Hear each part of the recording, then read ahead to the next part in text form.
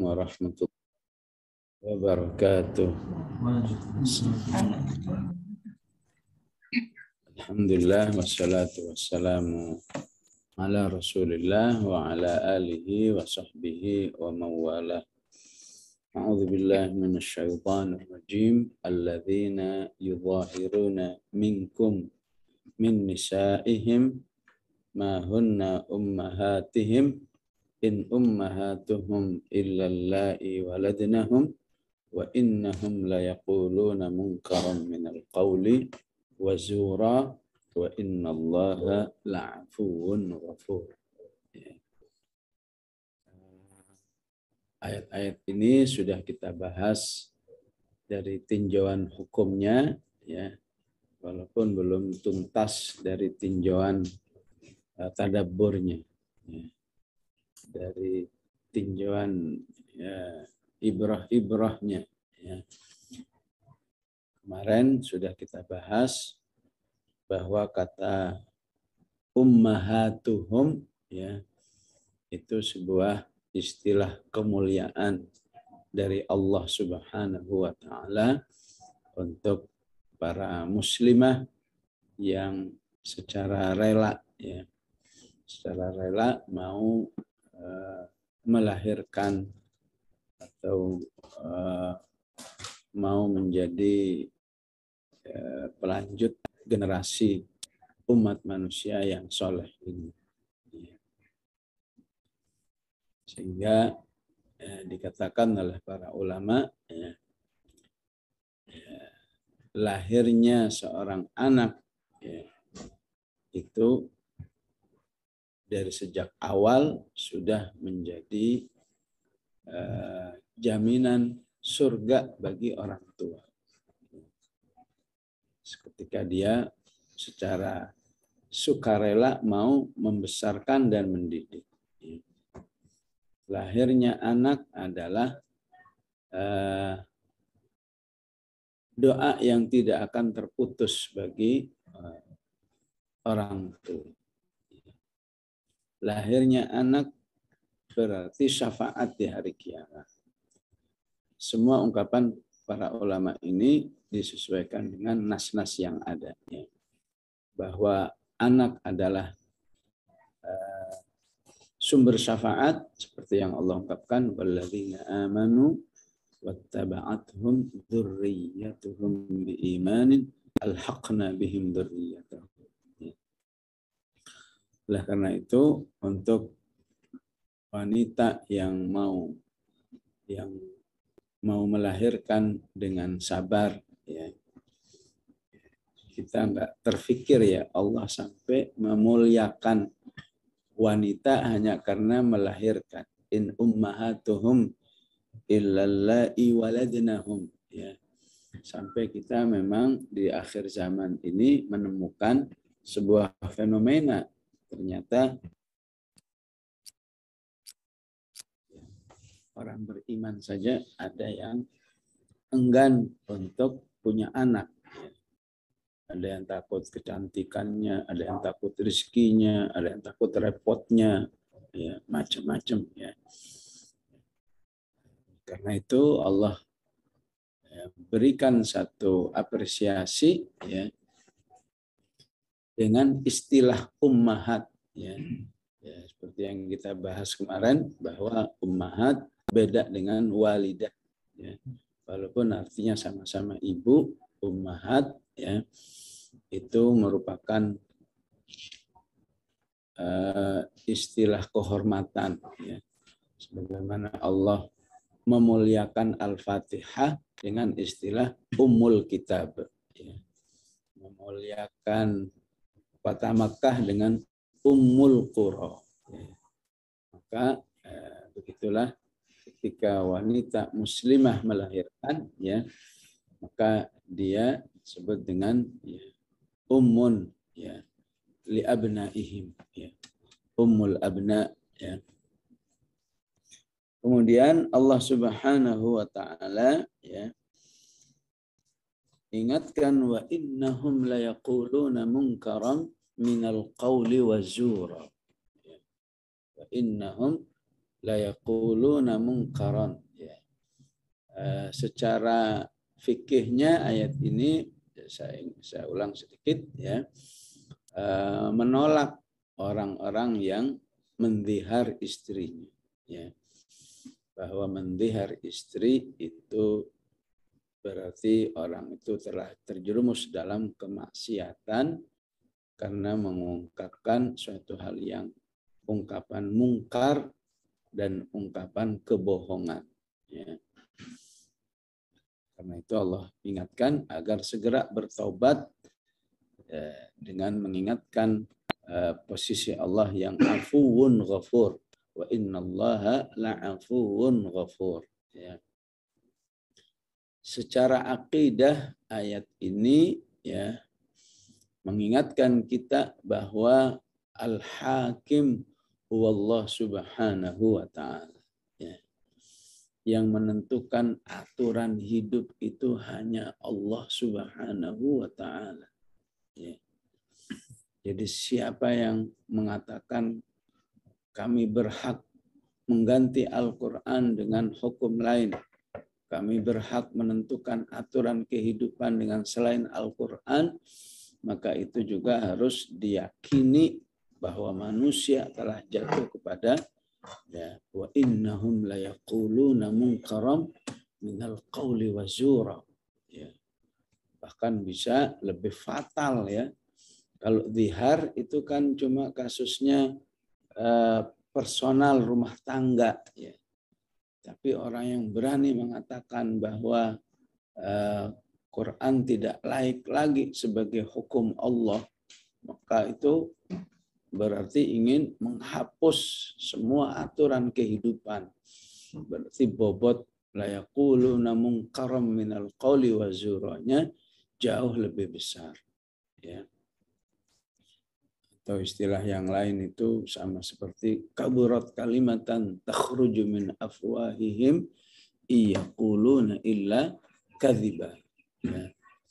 Jadi termasuk yang sering ada di masyarakat ya yaquluna munkaram minal qawli wa zura ya, orang-orang yang tidak bersedia ya harta waris keluarganya dibagi secara Islam. Enak saja giliran warisan aja maunya pakai Al-Quran ya. Karena tidak ingin mendapat bagian yang kecil ya. Oleh karena itu wanita-wanita solihat di kalangan salafus soleh ya, ya ketika ketika suaminya meninggal ya, di saat itu juga dia sudah berhati-hati menggunakan harta yang ada. Ya. Kenapa? Dia mengatakan, ya, wah sejak suami saya meninggal, ini bukan harta saya sendiri. Di sini ada mungkin hak ibunya, ibu mayit, mungkin ada hak anak-anaknya, dan lain sebagainya. Ya. Sehingga dia khawatir termasuk terjerumus ancaman Allah di ayat-ayat waris itu, misalnya ada ancaman innalladzina ya'kuluna amwalal yatama zulman innama ya'kuluna fi butunihim nara wa sayaslawna sa'ira. Ya. Ini sekedar memberi perbandingan ya bagaimana kisah wanita solihat zaman dahulu sikapnya terhadap harta waris ya. Segitu waspadanya jangan sampai makan sesuatu yang bukan haknya. Atau mungkin juga didasari oleh kekhawatiran ya.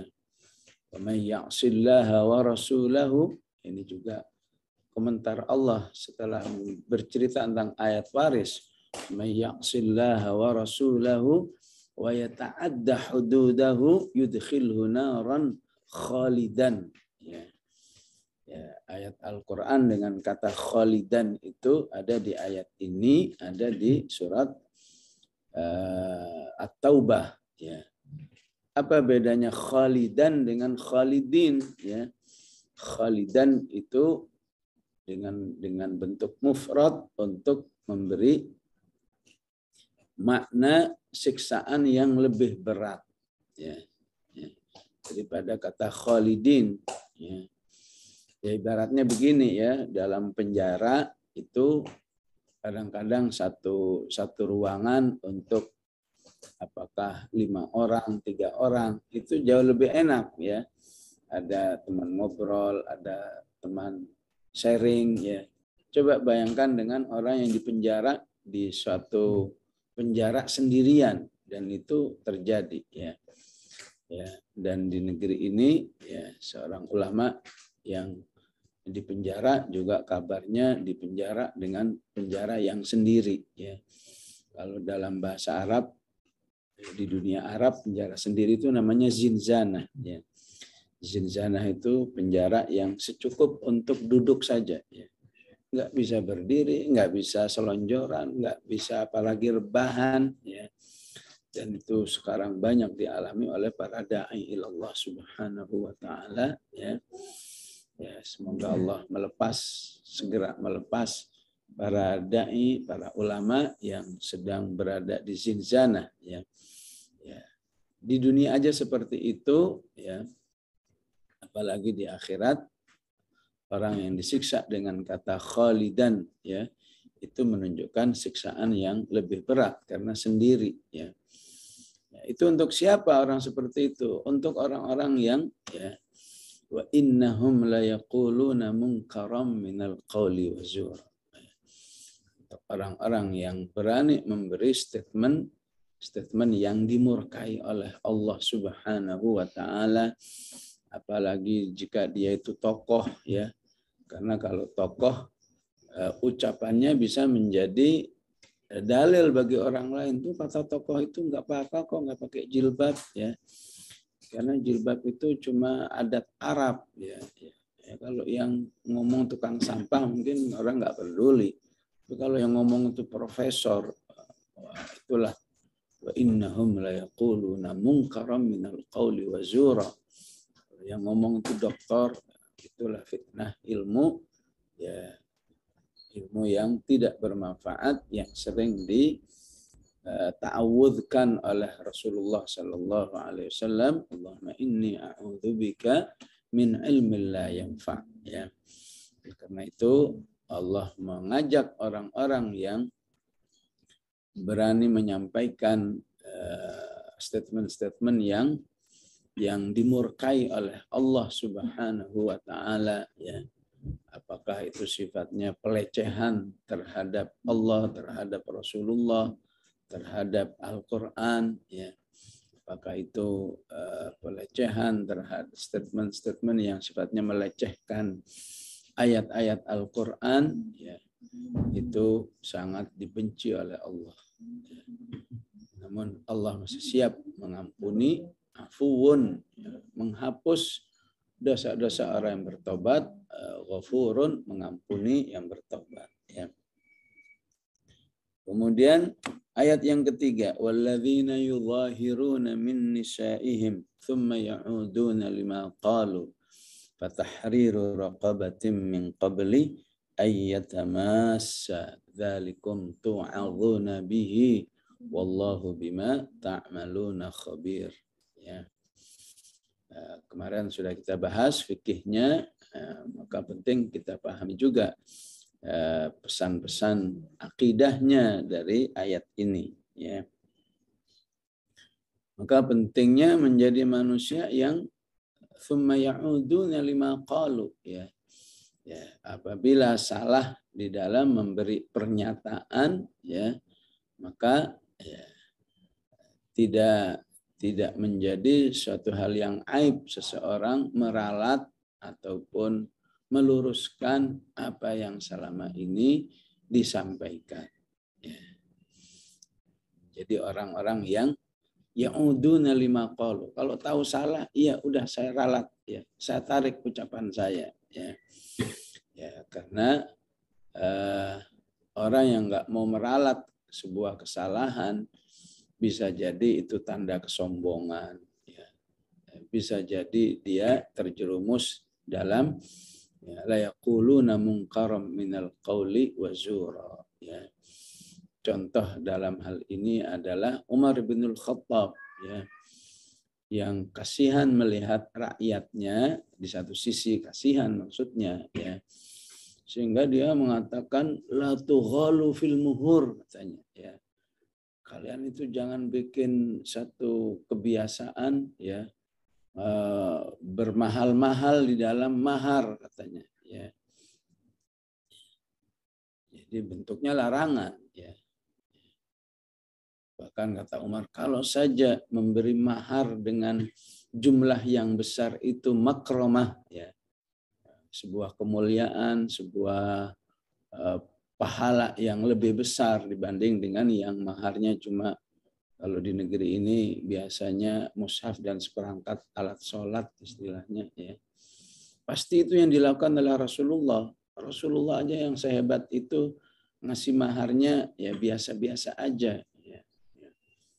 Maka berinterupsilah seorang nenek-nenek. Wahai Amirul Mukminin, saya nggak setuju kalau itu dilarang. Ya. Tapi kalau sebuah himbauan boleh. Ya. Ya.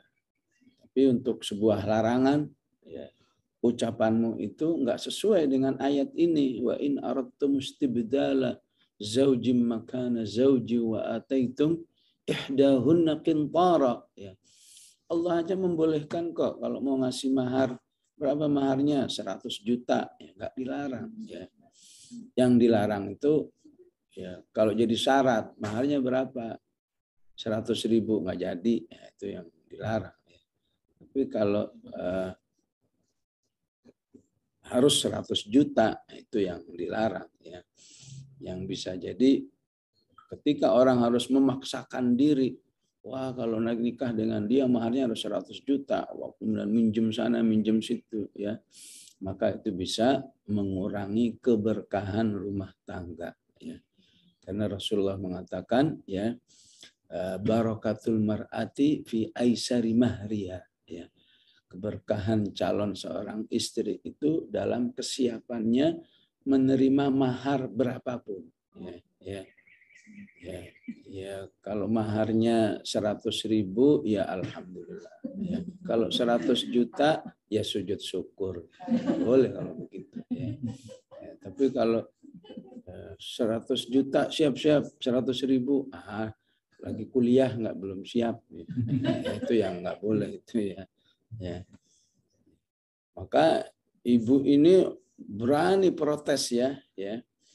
Walaupun nenek-nenek, kalau Amirul Mukminin salah ya dia bangun langsung, Amirul Mukminin ya laqad akhta'ta, katanya, kamu itu salah, bertentangan dengan ayat ini. Ya. Maka Umar pun langsung meralat. Ya. Ya.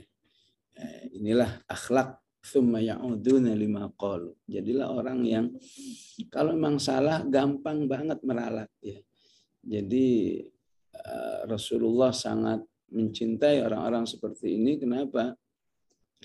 Karena orang yang berani meralat kesalahannya itu pasti orang tawadhu. Ya. Orang tawadhu, ahlul ilm, nggak mentang-mentang. Ya. Langsung kata Umar, laqad shadaqatil ajuzu wa akhta'a Umar, katanya. Ya.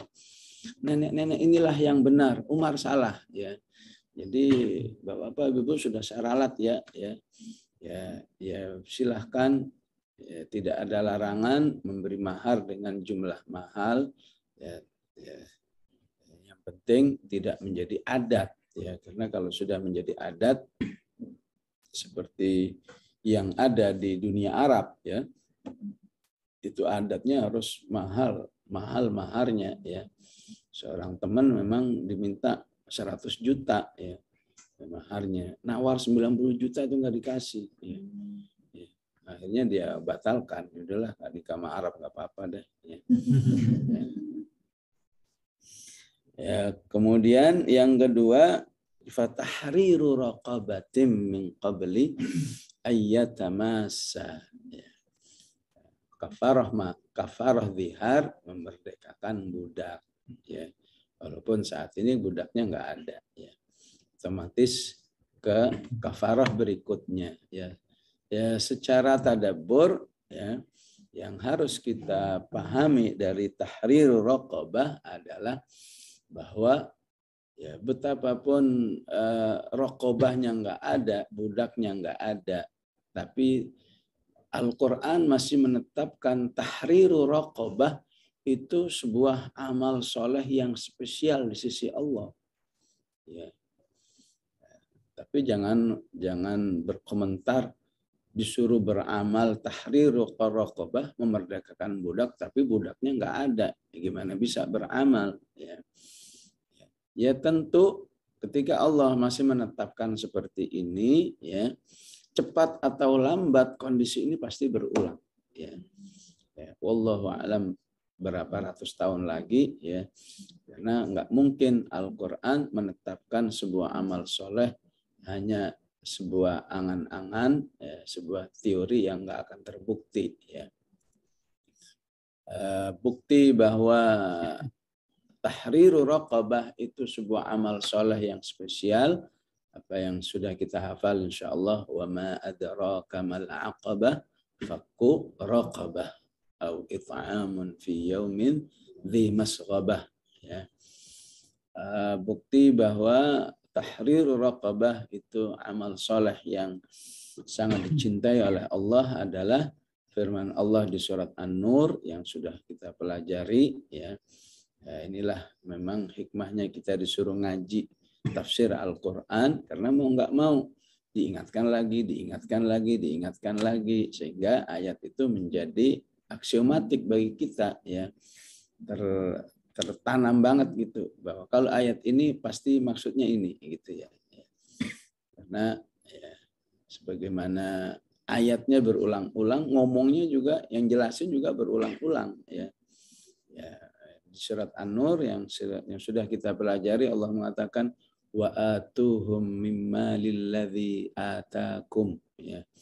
Ya, maka ayat ini hendaklah kamu apakah berinfak, apakah berzakat terhadap, ya, terhadap budak, ya. Atau sebelumnya juga Allah katakan fakatibuhum in alimtum fihim khaira, hendaklah kamu merdekakan budakmu walaupun bersyarat jika kamu lihat budakmu itu, ya, semakin soleh, semakin taat kepada Allah Subhanahu wa Ta'ala.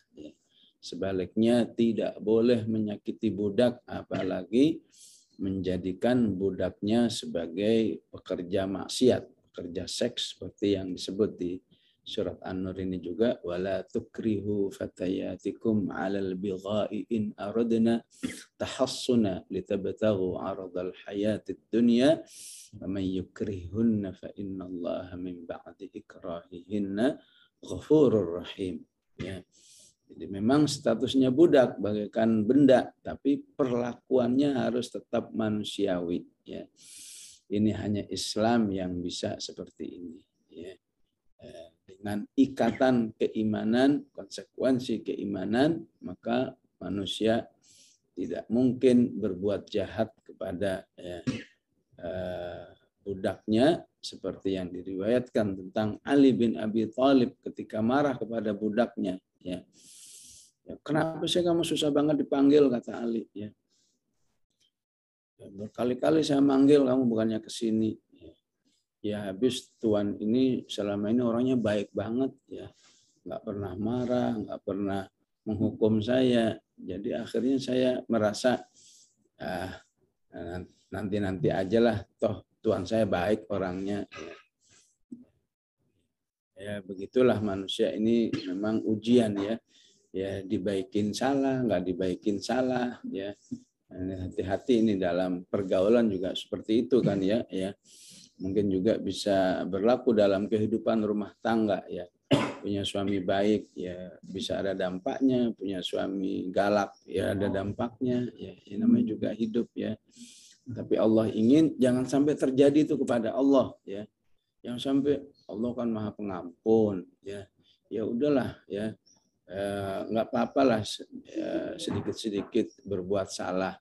Maka untuk orang seperti itu Allah kecam, ya ayyuhal insanu ma gharraka bi rabbikal karim alladzi khalaqaka fasawwaka fa'adalak, ya.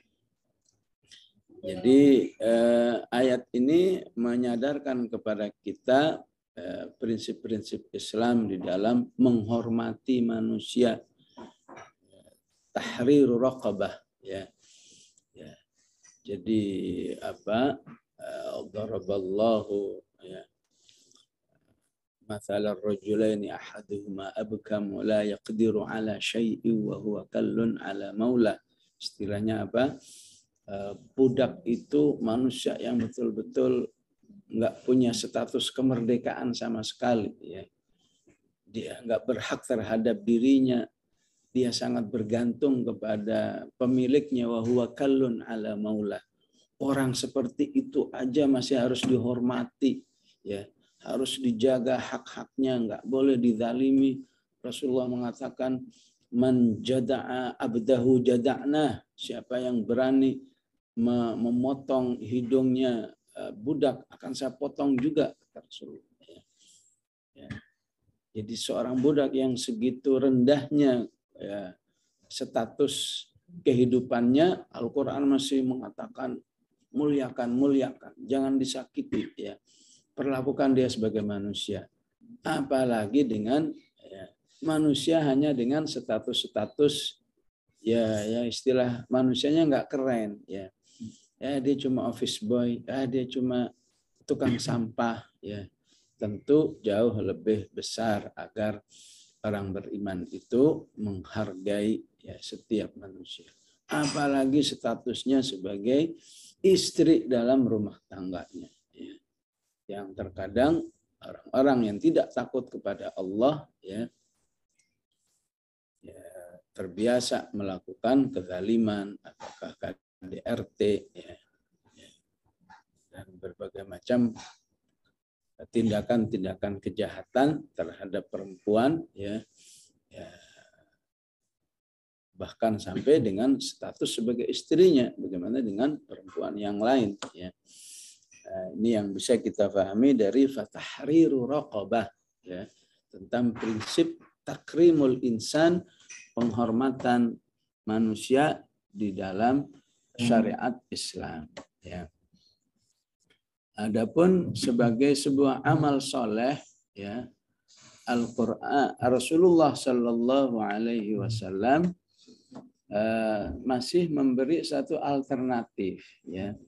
Memang kalau kamu cari pahala dari membeli budak kemudian merdekakan, saat ini belum ada, ya. Tidak mustahil akan terjadi, tapi Islam sudah siap konsepnya dalam penyelesaiannya, ya. Sedangkan amal soleh yang lain yang insya Allah setara seperti memerdekakan budak adalah membaca tahlil di pagi hari, ya. La ilaha illallah wahdahu la syarikalah, lahul mulku wa lahul hamdu wa huwa ala kulli syai'in qadir. 100 kali di pagi hari itu, ya, salah satu pahalanya adalah seperti memerdekakan budak. Maka jangan pernah mengatakan, ya, gimana nyuruh amal soleh tapi nggak ada sarananya, ya. Ini Rasulullah udah kasih alternatif, ya. Bahkan kalau kita baca hadisnya, ya, masih ada 3 fadilah lain bagi pembaca tahlil pagi hari 100 kali. Apa yang 3 itu? Yang pertama adalah dihapus 100 macam dosanya. Muhiyat anhu mi'atu sayyi'atin, ya. Rasa-rasanya nggak mungkin dah orang seperti kita, ya, tanpa kesalahan, tanpa dosa, tanpa kekurangan. Ya, siapa yang menyadari ini seharusnya diimbangilah dengan melakukan apa saja yang dijanjikan oleh Rasulullah Shallallahu Alaihi Wasallam. Salah satunya hapuslah dengan bertahlil, ya, 100 kali. Apa fadilah yang kedua? Kana lahu hirzan minasyaitan, ya. Siapa yang membaca tahlil di hari itu, ya, masalahnya masa berlakunya cuma sehari, pagi sampai terbenam matahari, ya, bahwa dirinya dijaga dari setan, ya.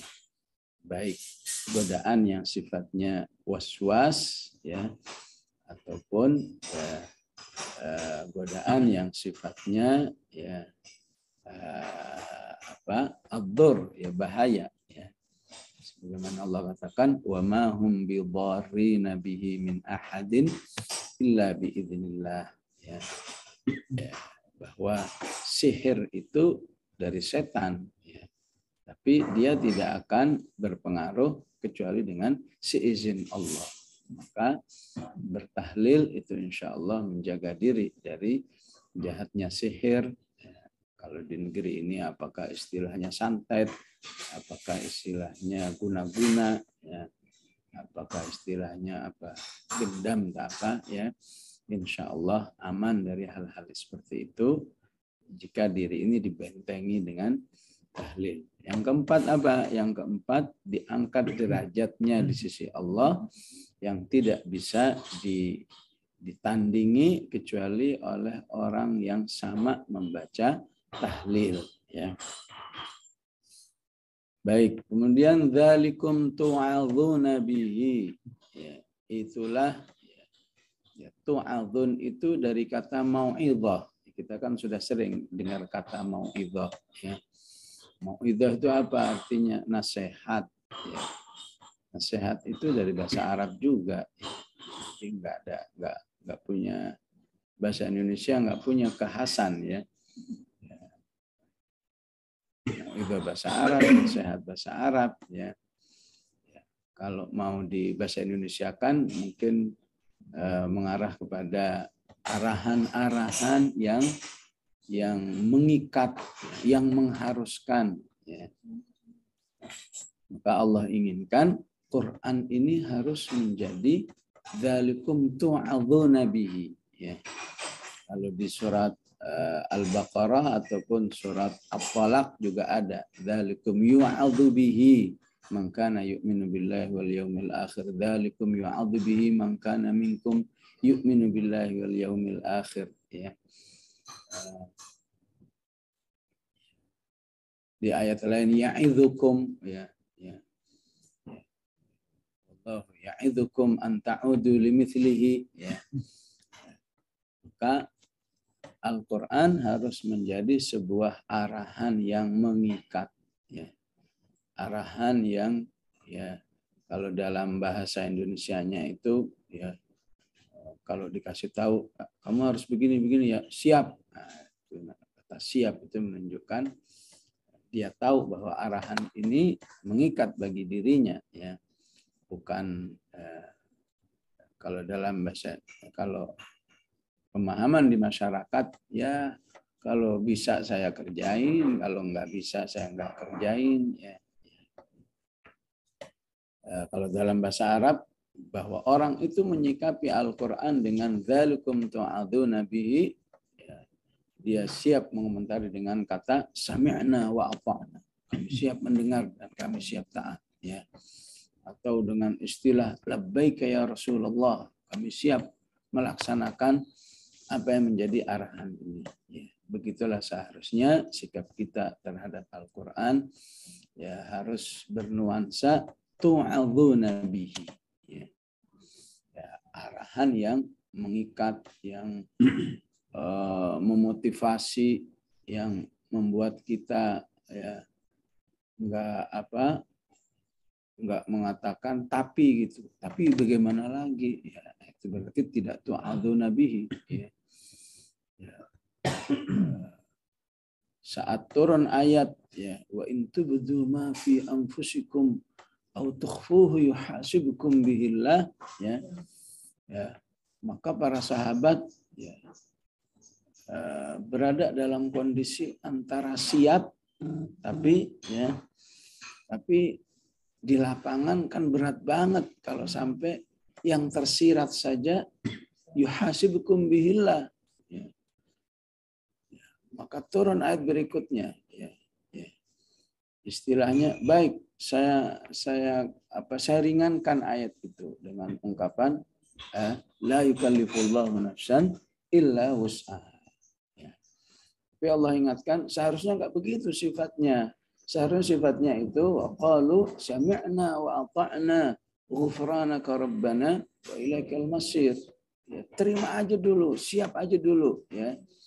Nanti kurang-kurangnya ghufranaka, Allah akan mengampuni. Belum dikerjain udah gimana ini kan begini kan begitu. Nah, itu yang berarti belum tu'adzuna bihi. Ya. Nanti di surat ini juga ya, ada kritikan Allah terhadap orang-orang beriman yang kurang tu'adzuna bihi ketika Allah katakan siapa yang ingin bertemu dengan Rasulullah harus bayar dulu, ya, istilahnya sedekah dulu. Ya ayyuhalladzina amanu idza najaitumur rasula faqaddimu baina yaday najwakum sedekah, ya. Hanya Ali bin Abi Thalib yang mengatakan sami'na wa ata'na. Walaupun saya ini menantunya, ya. Ya, tapi kalau saya bertemu dengan Rasulullah saya bersedekah dulu, ya. Tapi yang lain, ya Allah, gitu aja pakai sedekah dulu, ya. Ditegur oleh Allah, asfaqtum an tuqaddimu baina yaday najwakum sadaqat, ya. Ya. Apakah setiap ayat mau kamu komentarin dulu, ya? Ya.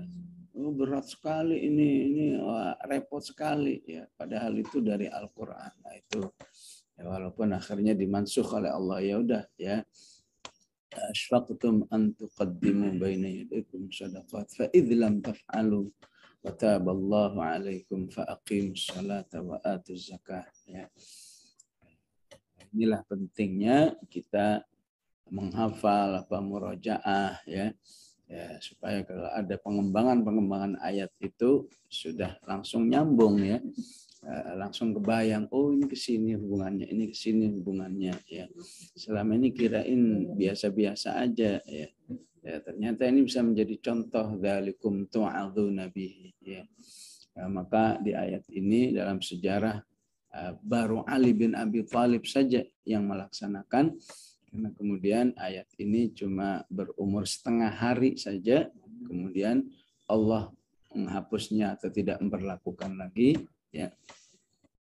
Walaupun secara ibrah, insya Allah kita masih bisa mengambil pelajaran dari ayat ini, insya Allah, ya. Dzalikum tu'adzuna bihi wallahu bima ta'maluna khabir, ya. فمن لم يجد فصيام شهرين متتابعين من قبل أن يتماسا فمن لم يستطع فإطعام 60 مسكينا ذلك لتؤمنوا بالله ورسوله, ya. Ayat ini dalam konsep-konsep tarbiyah diri, ya. Di tahun 90-an itu sempat banyak dibahas tulisannya Syekh Abdullah Nasih Alwan, ya, tentang tarbiyah, ya. Salah satunya yang beliau ungkapkan, ya, terinspirasi dari ayat ini bahwa dalam mentarbiyah itu pentingnya seseorang punya prinsip namanya mu'aqabah, ya.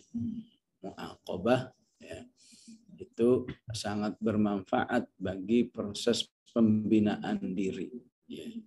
Mu'aqabah itu artinya apa?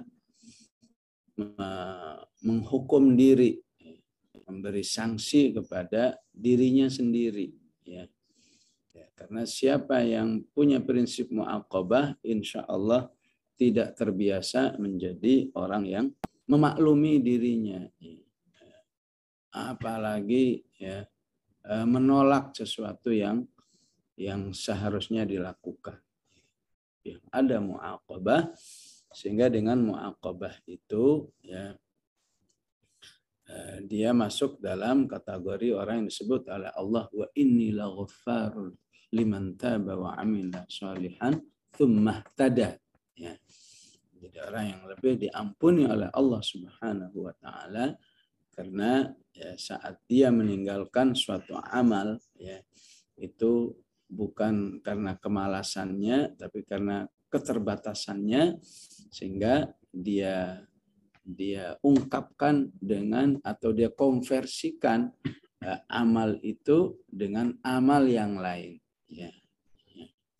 Jadi kalau dalam hukum di sini, ya, karena saya telah melakukan yaquluna munkaran minal qawli wa zura, dengan mendhihar istrinya, ya, maka saya harus punya amal soleh yang sangat spesial di sisi Allah.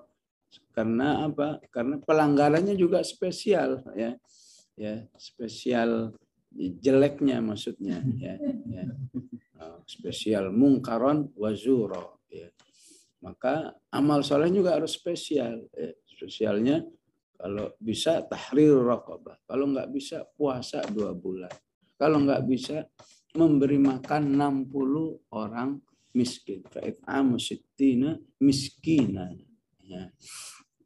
Dan orang yang punya prinsip ini disebut oleh Allah itu bukti dia beriman. Dzalika litu'minu billahi wa rasul. Itu bukti bahwa dia menerima hukum-hukum Allah. Wa tilka hududullah, ya. Karena orang yang tidak menerima hukum Allah disebut zalimun. Wa may tilka hududullahi fala ta'taduha, ya. Wa may yata'adda hududallahi fa ulaika humudz zalimun, ya. Tilka dzalika litu'minu billahi wa rasulih wa tilka hududullah wa lil kafirina adzabun alim, ya. Maka bagus kalau prinsip ayat ini menjadi sebuah inspirasi mu'aqabah dalam kehidupan sehari-hari, ya. Salafus saleh misalnya, ya, ataupun Rasulullah mengajarkan jika tadi malam kamu tidak bisa qiyamul lail, apakah karena sakit, apakah karena ketiduran, maka perbanyak jumlah rakaat di siang harinya, perbanyak sholat duhanya misalnya, ya. Itu agar bisa menjadi perimbangan dari amal soleh yang ketinggalan, ya. Umar bin Al-Khattab kesiangan misalnya nggak sholat subuh berjamaah, ya, maka dia memuaqabah dirinya, ya, berarti saya harus berinfak nih, ya, berinfak, ya, atau apa saja yang bisa kita lakukan dalam bentuk amal soleh, ya. Apakah kalau nggak berinfak karena semalam saya tidak qiyamul lail, saya akan menghukum diri saya harus tilawah 3 juz misalnya, ya. Maka ketika ada prinsip seperti itu, maka orang beriman itu jadi punya motivasi, ya, ya. Tapi kalau prinsip ini nggak diyakini, ya, maka cenderung memaklumi dirinya, ya, ya. Sekali-kali sih nggak apa-apa, nggak sholat malam, memang malaikat, ya. Ya, kalau begitu, ya, ngapain lagi pakai muaqabah, ya, ya. Sekali-kali ya nggak apa-apa lah maksiat, itu kan al-lamam, pakai dalil lagi, ya. Al-lamam itu dosa yang kecil dan pasti diampuni oleh Allah Subhanahu wa taala. Nanti wudu juga hilang, ya, ya. Nanti sholat 2 rakaat juga hilang, ya. Nah, itu orang yang nggak punya prinsip muaqabah dalam dirinya, padahal Allah sudah memberi isyarat pentingnya, ya, menjadi orang beriman yang punya prinsip muaqabah, ya, ya, menghukum diri, ya. Kalau prinsip itu nggak ada, ya ngapain menghukum diri, ya, ya. Nyusahin saja, ya.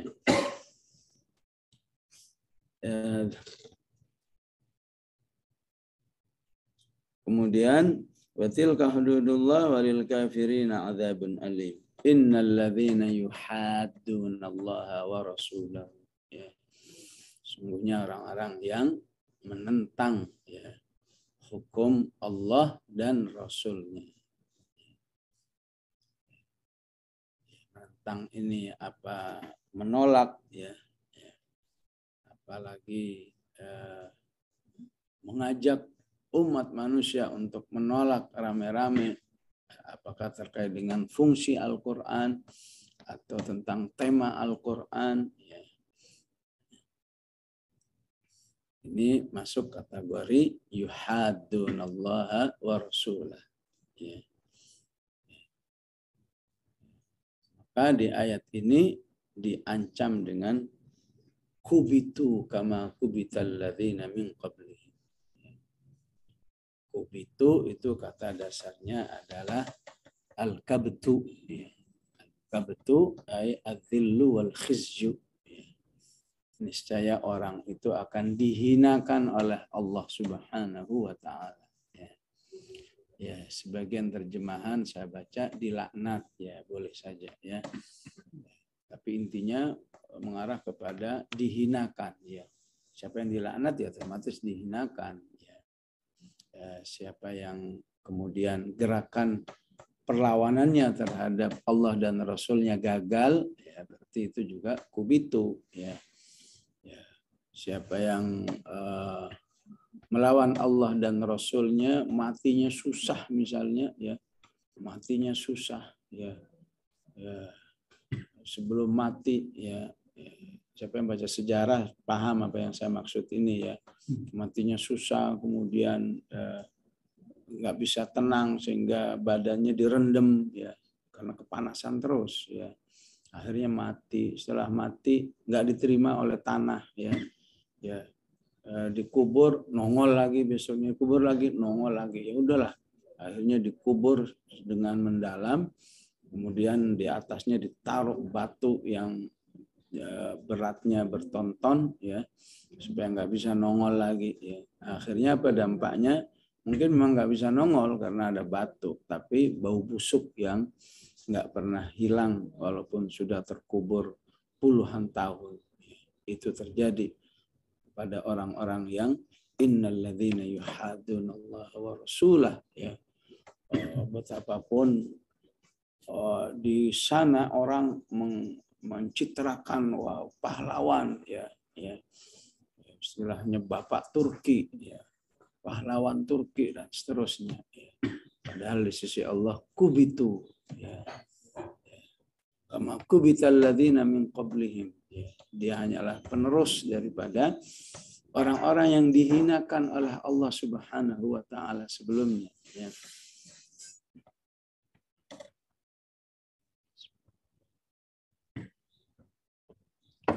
Bagaimana Allah menghinakan Fir'aun, bagaimana Allah menghinakan Namrud, bagaimana Allah menghinakan Abu Jahal, ya, yang matinya hanya di tangan anak-anak, ya.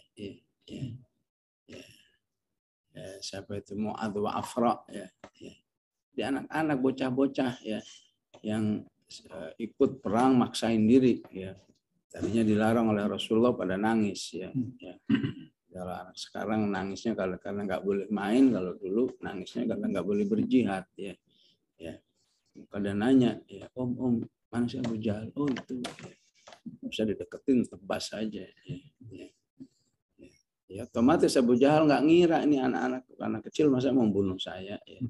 Ternyata karena dia sudah tahu, sudah populer ini Abu Jahal ini, ya yang disebut di saat itu Fir'aunu hadhil ummah, ya hina sekali, ya hanya dibunuh oleh anak kecil, ya walaupun ada riwayat Ibnu Mas'ud yang membunuh, ya tapi kalau dipadukan itu kelanjutannya, ya jadi biar benar-benar mati, ya ditambahin sama Abdullah bin Mas'ud, ya kayak cerita kemarin, ya ada Wahsy, ada Nusaybah Ummu Umarah, ya memang yang bunuh Wahsy tapi dilanjutkan oleh Ummu Umarah membunuh Musailamah al-Kadzdzab, ya.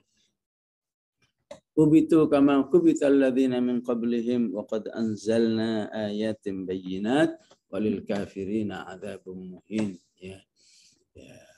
Maka seharusnya manusia tunduk kepada ayat-ayat Allah, ya yang sudah diturunkan dari Allah. Maka jika dia masih melawan, masih menolak ayat-ayat Allah, maka Allah akan menyediakan azab yang muhin, ya. Kata muhin ini sudah seirama dengan kubitu, ya. Kubitu kan asal artinya adzillu wal khizyu, ya hidup yang hina dan rendah, ya maka azabnya disebut dengan azab muhin, ya biar seirama dalam penggunaan katanya. Yaitu di dunia Allah akan lakukan seperti itu. Di akhirat terlebih lagi, ya yauma yab'atsuhumullahu jami'an fayunabbi'uhum bima amilu, ya di akhirat Allah akan bongkar tuh kehidupan orang-orang yang jahat terhadap Islam. Allah akan umumkan, ya, Allah akan eksplor ke, ya, istilahnya al-ashhad di surat Hud, ya, halayak rame gitulah, ya, al-ashhad, ya. Qulul ashhadu haula'i alladziina kadzabu 'ala rabbihim ala la'natullahi 'alal zalimin, ya. Ahsahullahu wa nasuh, ya. Mereka lupa bahwa semua amal ini, ya, akan dicatat seakurat mungkin di sisi Allah Subhanahu wa taala. Karena itu orang beriman, ya, sadar betul terhadap prinsip ihsa, ya, sebagaimana sering kita baca ayatnya, wa kulla syai'in ahsainahu kitaba wa kulla syai'in ahsainahu fi imamin mubin, ya. Maka keyakinan itu menjadi satu akhlak muraqabah, ya. Baik muraqabah dalam arti menjauhkan diri dari yang dilarang oleh Allah, maupun muraqabah ingin selalu dicatat dalam kebaikan di sisi Allah Subhanahu wa taala. Namun orang-orang yang tidak yang yuhadun Allah wa rasulah, yang selalu berbuat jahat terhadap Islam dan kaum muslimin, nasuhu, dia lupa dengan prinsip-prinsip ini, ya. Ya, dan itu akan membahayakan, ya. Membahayakannya dalam arti, ya, menjauhkan dirinya dari amal-amal soleh, sebaliknya akan menjerumuskan lebih dalam kepada kemaksiatan kepada Allah, ya. Ini semua karena Allah itu Maha menyaksikan. Wallahu ala kulli syai'in syahid. Baik, jamaah rahimakumullah. Inilah bisa kita bahas pagi hari ini. Sallallahu ala sayyidina Muhammad wa ala alihi wa sahbihi wasallam. Walhamdulillahi rabbil alamin.